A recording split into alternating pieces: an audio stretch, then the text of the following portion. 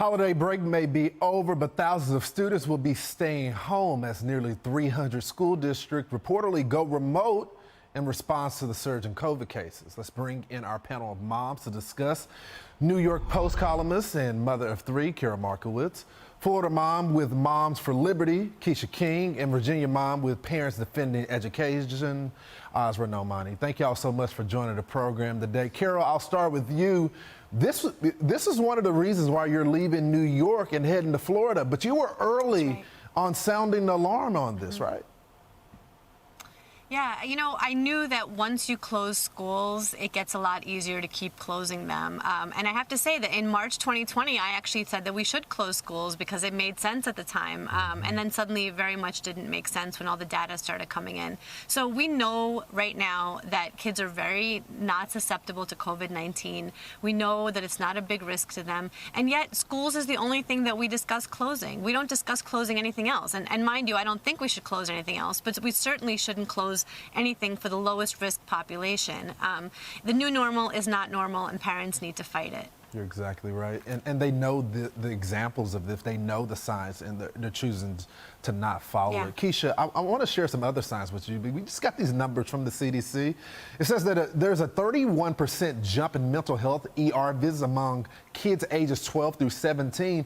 But it really gets dirty here. 51% jump in ER visits among girls for suspected suicide attempts. And I gotta say, this has to be linked to the pandemic, right, Quisha? I absolutely think that it is. Children need stability, and when you're yanking them out of school, putting them back in school, and having them go through all of these processes and in the fear mongering and all of that, of course they're going to be suffering with things other than the threat of COVID.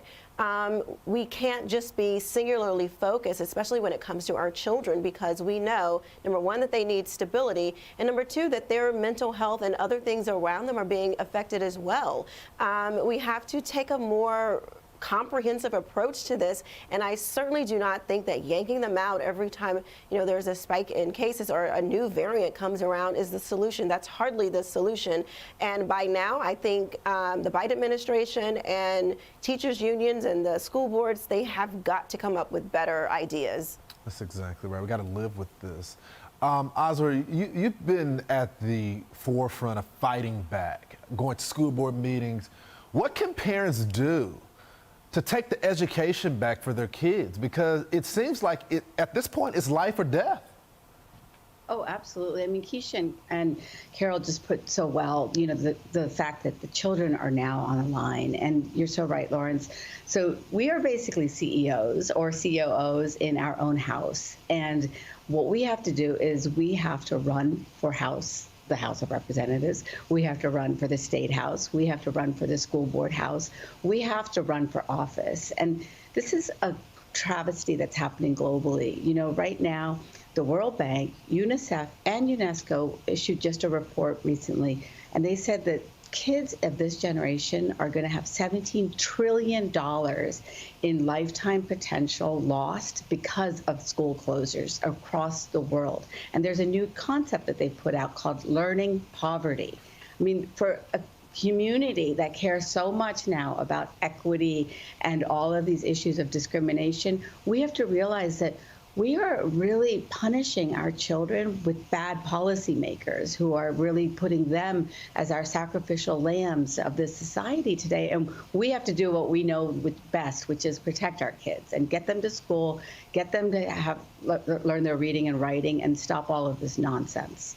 Carol, I only got a few seconds left, but all these schools and colleges requested, what was it, $170 billion? And then on top of that, after they get the money, they want to close again? I mean, like, they should return it, right? That's right. Yeah, absolutely. I said at the time that there's no amount of money that you can throw at schools to open them. It's really just will. You want to open the schools, just open the schools. Have Randy Weingarten get out of the way and open the schools. Europe did it. Lots of places around the world did it.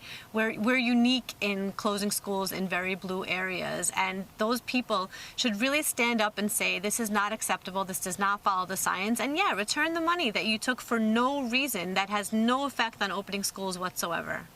You're exactly right. Quisha, Azra, Carol, go Cowboys. I'll see y'all later. Go Cowboys. Thank you. Happy Happy New New Year. Year.